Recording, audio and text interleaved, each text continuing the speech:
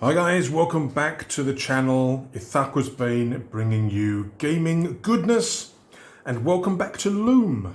We are going to be playing through LOOM Bells of Basin City, the second text-based adventure game in the world of LOOM.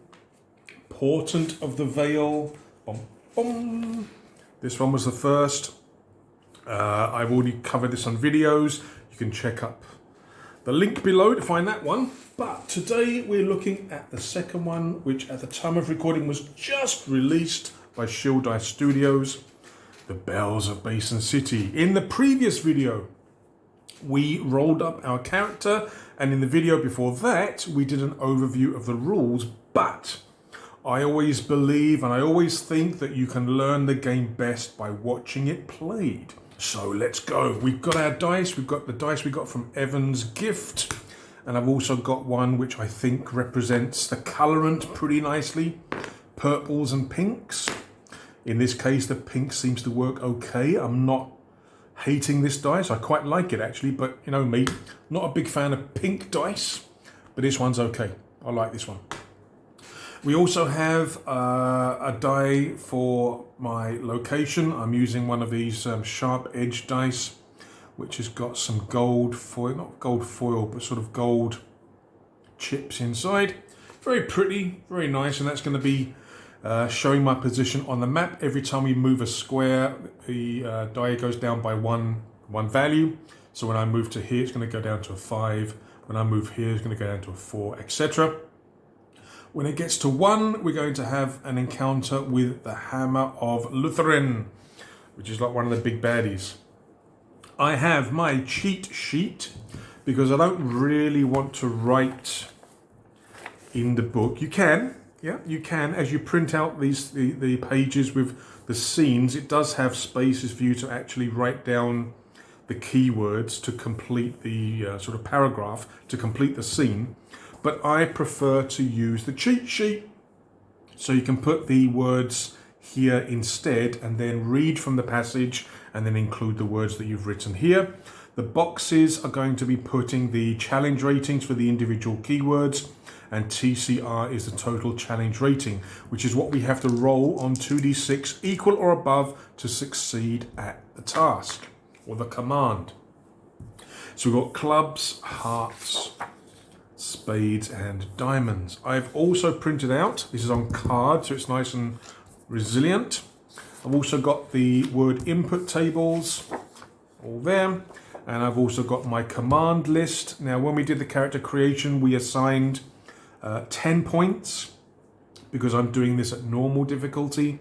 So we gave ourselves a +1 for attack, foe, a +2 to sneak or avoid the foe, +1 to survey a map or viewpoint, +2 to pick entrance, lock, burgle, and +2 for approach NPC, and +2 for rooftop run. So with my command list, with my word input tables and the cheat sheet, we're ready to go. So Dolores, affinity old regime, so the symbol of O, that's going to come in handy, I think, when we come across foes, I think. If the foe has an affinity weakness, the same as my affinity, I get a +2 on the attack. Or the evade. Wanted for heresy, that'll come into play later when we do the ending. And also, I think if we draw a joker, I have to double check that. And our celestial boom, the ember sphere. I think if we get a sky keyword and it comes up with this, I get a +2 to all the rolls. The torch and the starlight sextant are the items I'm starting with. They also give me some bonuses. But enough talking, let's get on with it. That's why you're here. Gameplay. How does it play? How does it work? Well, as long as I don't die too quickly, it's going to be a success. We are trying to get from here to here. This is the entrance to the city, Cathedral of the Pallid Paupers. Such a nice name for a cathedral. Pallid Paupers, yes. We get here and then we do the ending based on my crime, my wanted for, but also my city influence, and that will tell me what ending we get. And on my journey, I can do 4 assassinations if I want to. I can also do 1, 2, 3, 4, 5 scroll of colorants if I want to. But if we get 4 bells, bells can be results from failed command checks. 4 bells and I'm out because I'm doing the normal difficulty. Right, don't need the dice at the moment, do we? We have to draw a card first. Right, we are going to move into the first space. Now you can't move diagonally, you can only move up, down, left or right. So I'm going to be moving from my hideout. And I'm going to be moving first space, so I rotate the die to a 5. Now we have to draw a card to tell me what is in this location. So I've got my nice alchemy cards, and the first card we get is the 4 of spades. Grab the book. 4 of spades. Here we go. Right, 4 of spades down here. Let's move the dice out of the way for the minute. Witchfinder flares. Right, we've got 4 random words, 4 keywords. Spades is here, so we're going to be looking at A, sky, B, entrance, C, sound, and F, weather. Okay, so there's no foe this time. So let me just quickly move that out of the way because it also puts on the cheat sheet all these things as well. So it is the 4 of spades. So we're going to be writing down our words here, although the sequence isn't right, is it? It says here F, A, B, C, but here A, B, C, F. I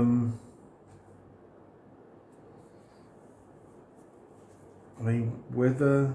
I mean, I think this is the correct sequence because I think weather should be the last one. But it looks like the cheat sheet for spades, 4 of spades, the sequence is wrong. So in the scene it goes A, B, C, F. So A, B, C, and F. That'll help me to remember much easier. Right. We need the word input tables. We are at spades. So what we need to do is we need to roll A, which is sky. So we roll 2d6 and we find out which one it is. We get a 6. Now let me just quickly check whether you can read these. I think you can. Excellent. So we get a 6. So our first word for A, which is sky, we get a 6. Crimson body. And that has a challenge rating of 2. B, entrance. Now you roll up the words before you read the paragraph because that way it makes more sense. So we get, oh my God, a 10. Yeah, high is bad because high represents a higher challenge rating. So for B, weakness, we get a 10, stone door. Now this has a little symbol there, G, which is going to represent the type of lock. So this is actually a goblet lock. So if I want to try and unlock it as a command, I'm going to need to use one of my pagan keys for the G, the goblet lock. All right, and that has a rating of 3. See what I mean? Not a good start, is it? Next is C, sounds. We get a 7, people at work. And that's a challenge rating of 2. Oh, this really isn't good at all, is it? And, oh, one thing, yeah? When we talked about the sky, you see here, look, Witch's Ternary, Chroma Nebula, and Ember Sphere.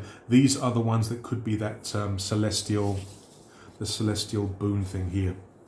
So if I had rolled an 11, I'm actually going to get +2 for all my rolls for this scene. But I didn't. I rolled Crimson Body instead. Right, where were we? Last one is F, the weather. Oh, God, this is not a good start. I want ones. We get an 11. Oh, no, heavy rain. 3. Oh, dear. Right, our total challenge rating is 10. Oh, no. And this is going to be the target number to pass our commands. That's not good at all. Oh, no. Now, only one has a key, sort of key letter or whatever there. So there's only one which is going to be related to my character sheet special info. Yeah, so there's a lock there. Okay, all right. So let's go to the scene. The scene is here, and we're going to input the words. So what I'm going to do is going to put the words there so I can easily read them. Right, the first scene, as we make our way from our hideout into that first area there, we come across Witchfinder flares. Right. Bright becomes the night. You duck into darkness as flares illuminate the sky, causing the sprawling city to dance in shadows. From where did they come? Do they search for you, wishing to drain your colorant? You look to the sky and see the crimson body looming over all. You sense danger to be near, so look for somewhere to hide. An ornate stone door is the closest entrance to you. You listen to the city for a moment and hear nothing but people at work. The flares burn out, and in their place a worrying, heavy rain. Sorry, is that on camera? Yeah, I'm just inserting the words here. So heavy rain begins to fall. Your mind begins to ache. Now, you can see here at the scene, there are these symbols. Where it's the fist, it means it is a keyword that you can interact with a specific command. In our case, it's the entrance. So let's move this out of the way.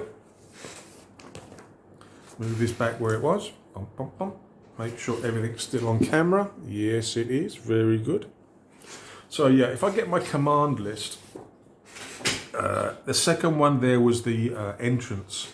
So for an entrance, you can either pick in terms of hide or pick in terms of burgle. Now, in this case, the way that the scene was written, it's as if I think I'm gonna have to try and hide.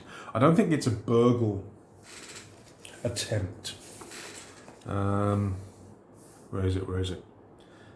You look for somewhere to hide. Yeah, so even though I have a bonus in pick entrance lock for burgling, in terms of hiding, I didn't give myself a bonus, and that I think this is the one I'm going to have to use. Now, the problem is the target number is 10. That's the total challenge rating. And I don't have any bonuses. Oh no. So I have to roll a 10 plus to succeed. Now, with this game, even if you fail a command roll, it doesn't necessarily mean that you fail. It just means that something happens, something negative happens. You may succeed, but something bad happens. You injure yourself, you lose something, for example. So yeah, I think I'm gonna have to use the hide one, not the burgle one, which is a problem. Now, I don't have to. The only one you have to do in Bells of Basin City is interact with a foe, if you have a foe. With Portent of the Veil, there were, I think, 3 things you had to interact with.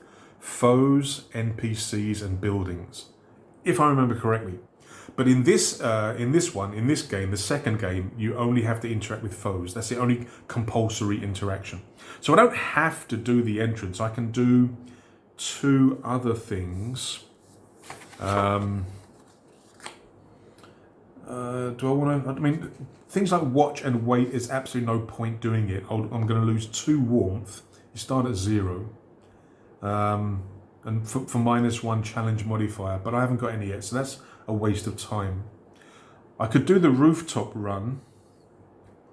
I mean, it says where possible you should try to do a minimum of 2 commands. I can't do anything else. There's nothing else. There's nothing else that I can interact with or do. Yeah, so I'm going to have to do rooftop run and I think the entrance. I don't think I have any choice. All right, we'll see how it goes. So I'm going to do the entrance first. So for the entrance, I have no modifiers. If I succeed, I use up one of my pagan key goblet locks. Well, I mean, I have to cross it off when I attempt whether I'm successful or not. So let's do that first. So I'm going to use one of my goblet locks. I'm going to try to pick the entrance lock and hide. Total challenge rating is 10. I've got no challenge modifiers just yet. So it's just, I need a 10 plus. Come on! Nope. I get a 7. So I fail that. Now we have to roll. Okay, whether you succeed or fail, you then have to roll again to see exactly what happens. So even if you succeed, you have to roll to see what happens. But we failed, so again, we need to see what happens. It's a single d6. We get a 5. You struggle with the lock, but manage to open it with a magical pop. A figure within holds a rope connected to an alarm bell. No! Our first scene and I've already got a bell. 4 bells and I get captured. Game over. Well, not necessarily game over, but they smile and then ring it. And a sorcerer's flare arcs into the sky, drenching the rooftops with crimson light. Oh no. Oh, this isn't good. So, we've lost our first bell. 3 more, because again, at normal difficulty, you get captured on 4 bells. Oh no. Actually, what I might do is maybe I'll use a little token to manipulate my position on the city influence and warmth. Maybe a little cube. Give me 1 second. I'm back. Yeah, I'm just going to use cubes to mark my position. Blue for city influence and red for warmth. Oh no, this is not good. All right, so we lose 1 city influence. So I'm trying to get as much influence as I can amongst the sort of population, because I'm trying to create a rebellion or sort of bad feelings towards the Empress. That's what one of the jobs of the Defacers is. But now I've got negative, so they're not thinking too good of me at the moment. Oh, that's not good for my first Plymouth Square. All right, well, I tried to pick the entrance lock and failed. And I've got to do a second one, and normally, if there's nothing else to do, you normally do a rooftop run, which just basically represents your movement across the rooftops. So we've got to do that, but we do have a +2 for that. So again, the total challenge rating is 10, so I need an 8 plus. 7 again. Oh no! 7 plus 2 is 9, so I fail again. This is going to be a quick playthrough. I've got to hard. Right, so we fail, we roll a d6, we get a 4 this time. As you bound across rooftops and vault smoke-stained stacks, you feel the temperature drop. Your breath becomes vaporous and the air like needles. Is it the weather or sorcery? -1 warmth. Oh no. Negative warmth can affect you. I think things like captured, I think if you've got a negative warmth, it can screw you up when you get captured. Positive warmth is good because it allows you to burn. You can basically use points of warmth to re-roll dice. Not re-roll, to give you a bonus to dice rolls. You can also use them to get back your key uses. Negative warmth is just not good at all. But in order to get positive, I've got to get back to 0 again. Oh, this is really not good. But we have done our 2 required commands. Hey, we can cross off that square. Been there, done it. Now, if you move across a square again, which has been visited already, you don't draw a new card, but you still have to reduce the die. So, all right. Now, I think I'm going to go straight up and do some colorant scrawling, some graffiti, some rebellion. So I'm going to go into that area there which has the graffiti scrawl. Again, we have to rotate and go down. Now, when you move onto a space with the colorant symbol, you have to roll on the colorant scroll page sort of flow chart before you draw a card. So you have to do the colorant scroll action first, and then you draw a card and conduct the scene as normal. Colorant. Here we go. So scroll locations are found on the pink magic symbols on the grid map, 5 in total.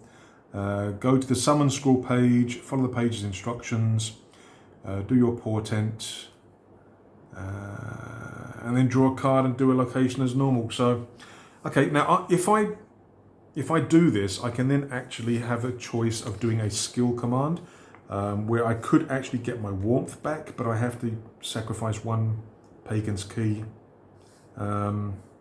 Sacrifice an item. Yeah. We'll see what happens. So first of all, before we draw a card, we have to do the colorant.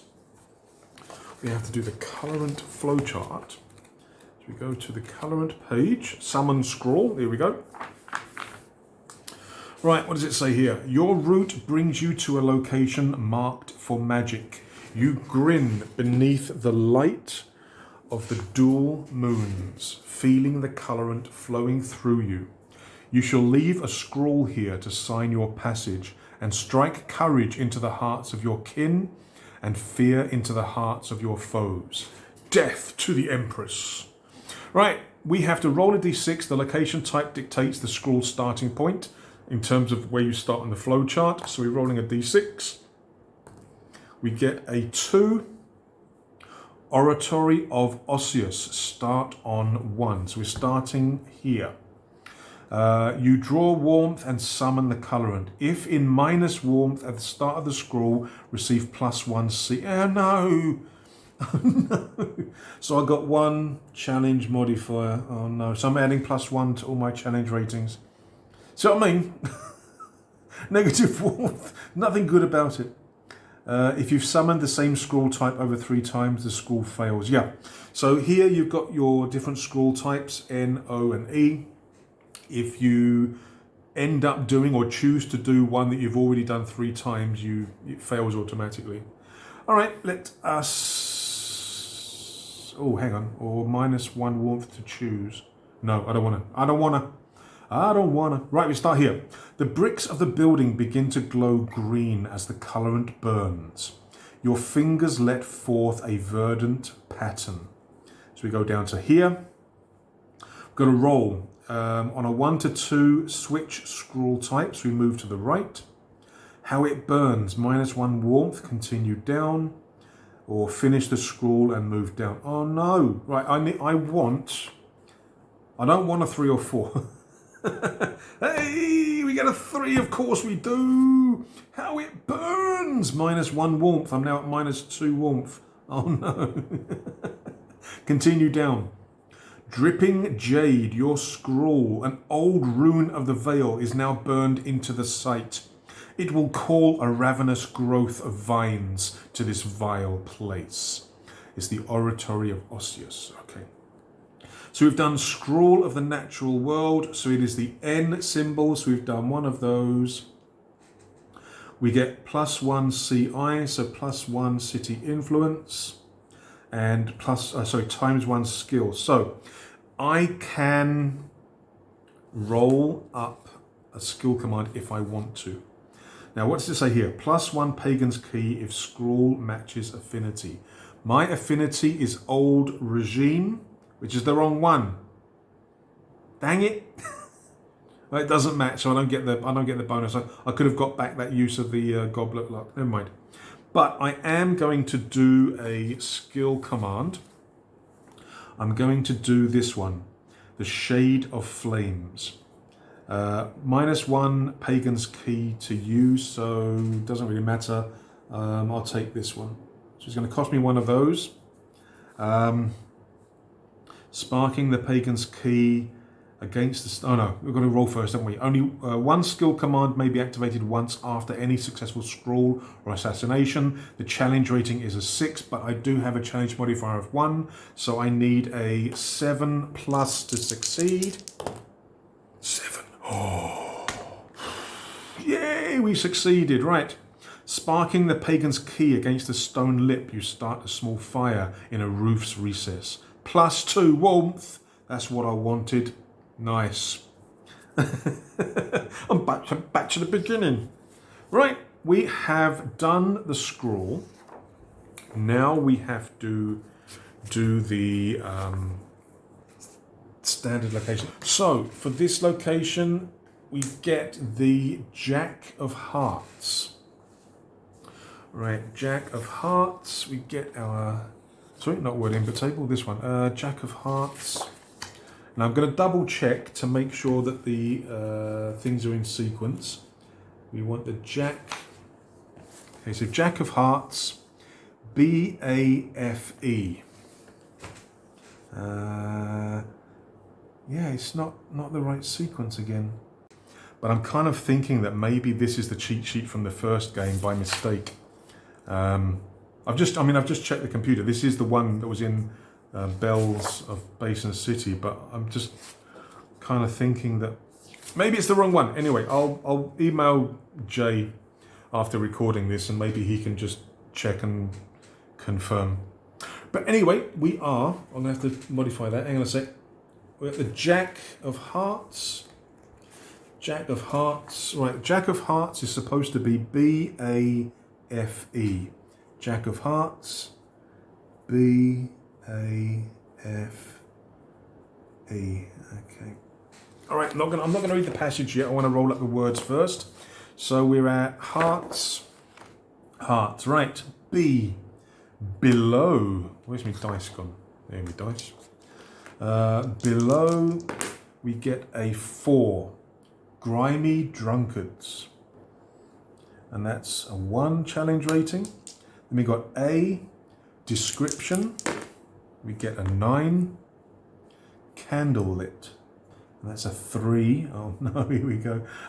F is an NPC. I'll get another 9. Speaker is another 3. And then E, behavior. We get a 7. Enslaved. And that is a 2. So 3, 6, 9. Oh, it's a little bit better this time. It's a little bit better by 1. Now we have 1 interactive, which is the speaker. Oh, I didn't do that for this one, did I? That was the interactive there, the door. Right. So we can interact with the NPC, and then again probably do the rooftop run. All right, let us read the story and see how these words actually fit in. All right, Jack of Hearts. This is the barracks of the rack. Assassin, thief, a rogue in the night. You move as such, swiftly covering ground and clearing gaps on high. As you jump, you see grimy drunkards beneath you. The cobbled streets winding away into further darkness. As you come across a candlelit barracks and scale its side, using chipped mortar for handholds, you notice that the banners of Aelgrim the Rack hang here. The torturous captain of the watch is another of your order's targets, but you must not linger, for your unholy target is of the highest order. Atop a speaker can be seen. They are enslaved. Ooh! And again, there's only 1 interactive element here, so we can interact with the speaker. Where's me command list? Now, you can either pickpocket or approach. I'm going to approach. 1, because that's where I got the bonus. And I can, when we did the entrance just now, I've got a bonus in burgle. But that was the way that the scene created that stone door. It had to be used. I had to use the hide one. But in this case, with our speaker, our enslaved speaker, I mean, pickpocket I probably wouldn't get much, so it's probably not the option to use, but I can definitely approach at a +2.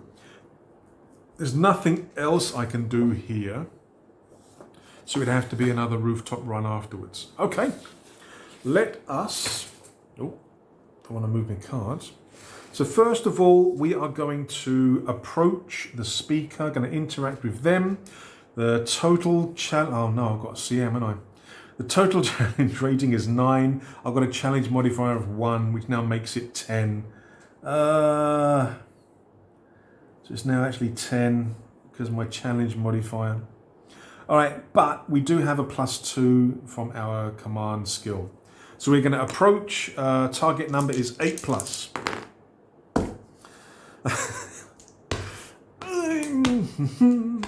Here we go. Yep, we fail.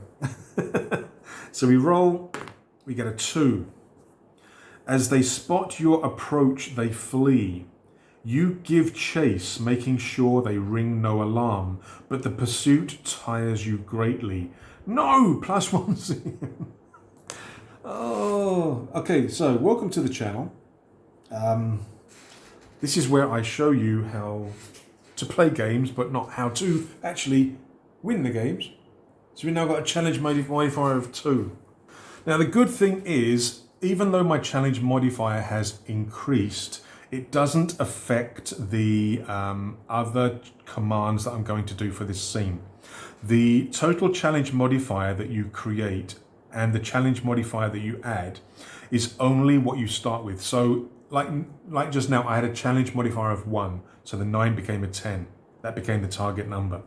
It doesn't now increase to 11. It stays at this value for the whole scene, okay?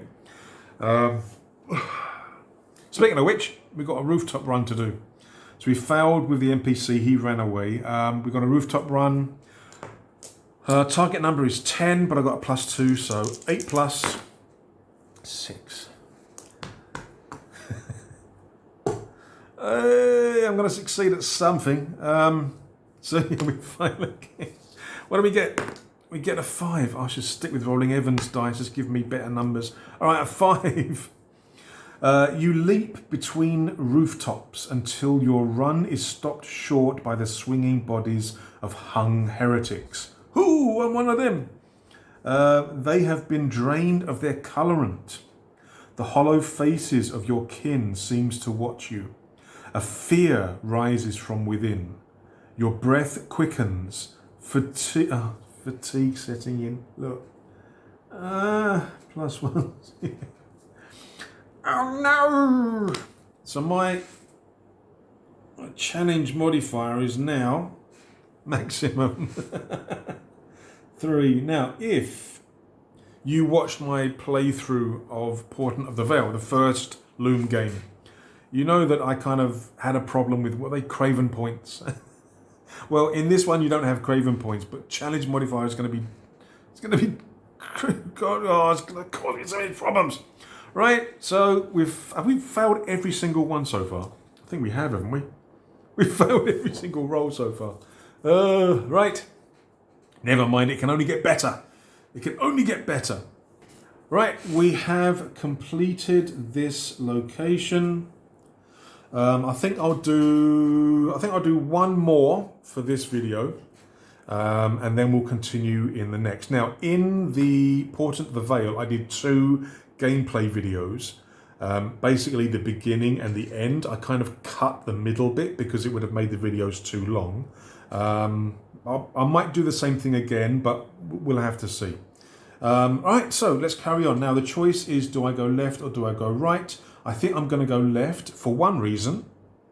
It's going to give me space to put books. So we're going to move over to here. So we reduce our die down to a 3. It's a plain empty, well, it's not empty location, but it's a plain location.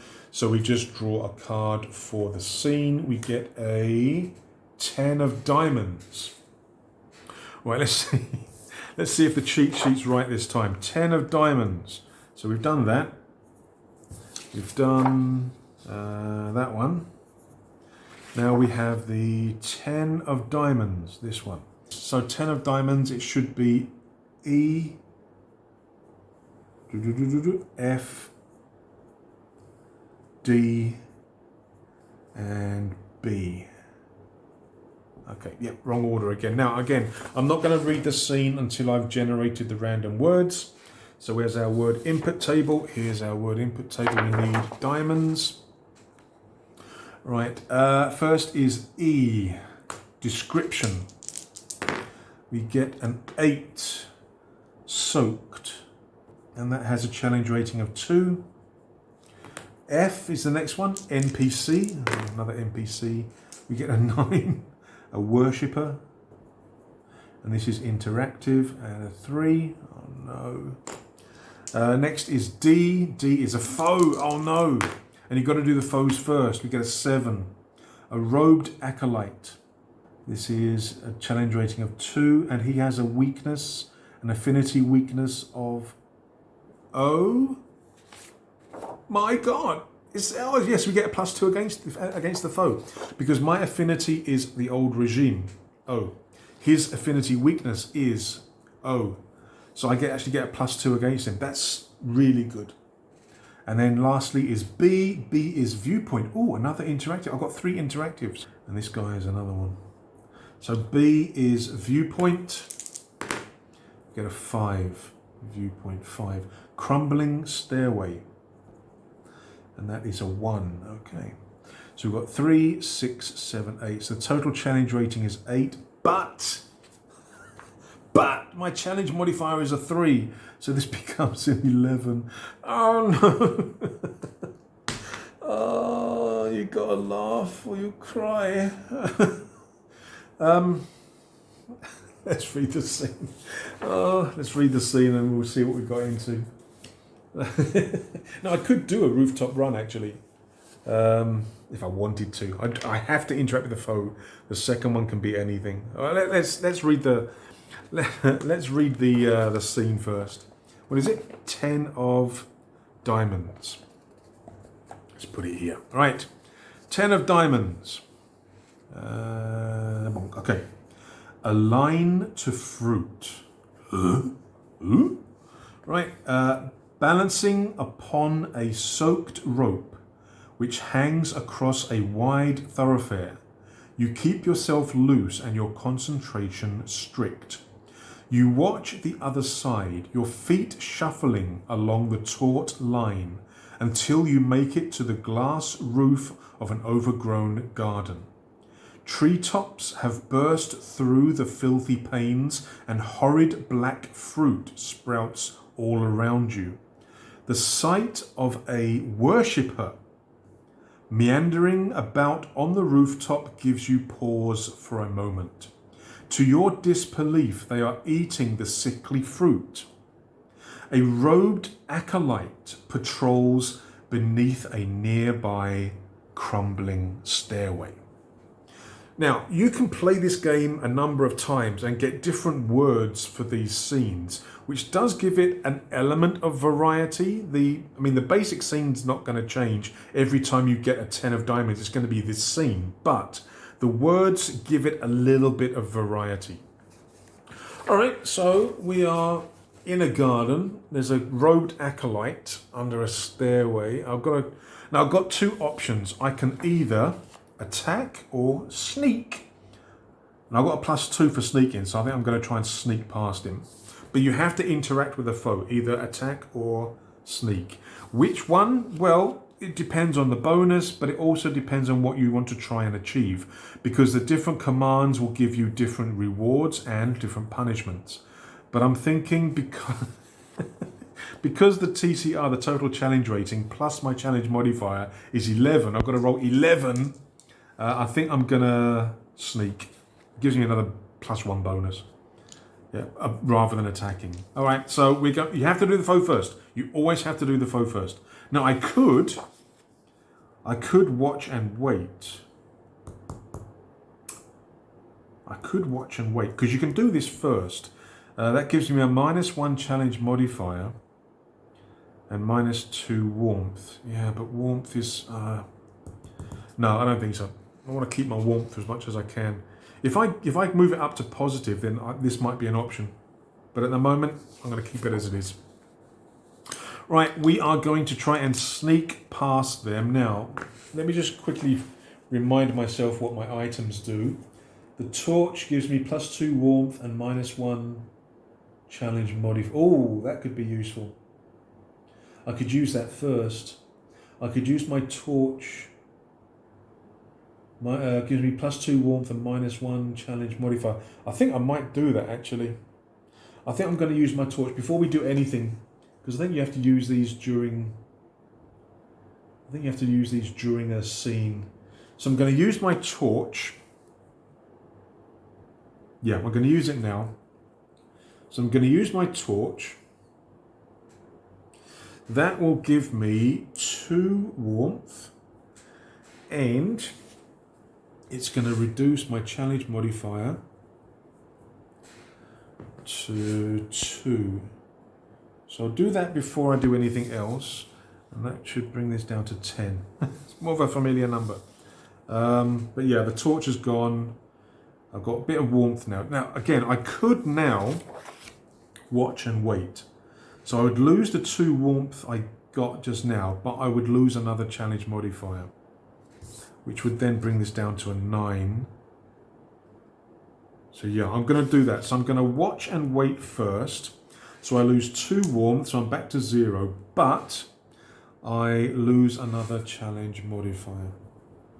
So this now becomes a 1. I should use the dice for this, shouldn't I? And this now becomes 9. Oh, no. Yeah. Sorry. It's only a +1 now, isn't it? Right, so a little bit of thing. Now, I've used one command already, the watch and wait. I have to do the foe, and I could stop there if I want to, which could be a good idea. Right, so it is a 9 target. I'm getting a +2 to sneak, but he has a weakness. Oh, hang on. Does the weakness affect sneaking, or is it just for attacks? Yeah, you get +2 for combat roll or sneak avoid foe command actions. Excellent. So we're getting a +2 +4 to the roll. So I need a 5+. Surely I can do this. Shouldn't say anything, should I? I'm double guessing myself. I've got a +2 here, +2 because his weakness is my affinity. So we're getting a +4. That's it, yeah? Right, so I need a 5+. Surely I can do this.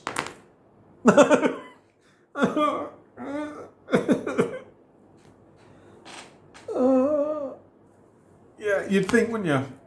You'd think I could do it. You didn't see that. You didn't see that. I'm going to re-roll. Fail again. Well, don't sneak past him. He sees me. We fail. We get a 2. Whilst moving in shadow, your foot scuffs a broken tile and your foe turns to you. You flee and the cold winds bite. -1 warmth. Swine. That's not good. That's not good. It's all going pear-shaped. Right, that's the second command. I can do another one if I want to. Do I want to do another one? Because the thing is, I haven't succeeded yet, but if you succeed, you get bonuses. Is it worth doing another one? I've done 2. I can interact with the worshipper. He's an NPC. Was it 2 or 3 interactive? I thought it was just, hang on. I've only marked 2 here. It might have been 3. Hang on. It is the 10 of diamonds.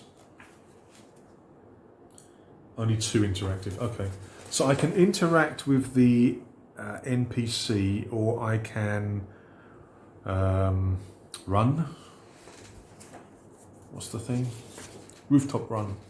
Now, if I deal with the worshipper, I'm getting a +2. So that means I'd need a 7+. But I could get a -1 to my challenge modifier, which would bring it to 0, which would be good. I could get a warmth, and I can get city influence, which is well worth trying. But I'd need a 7+.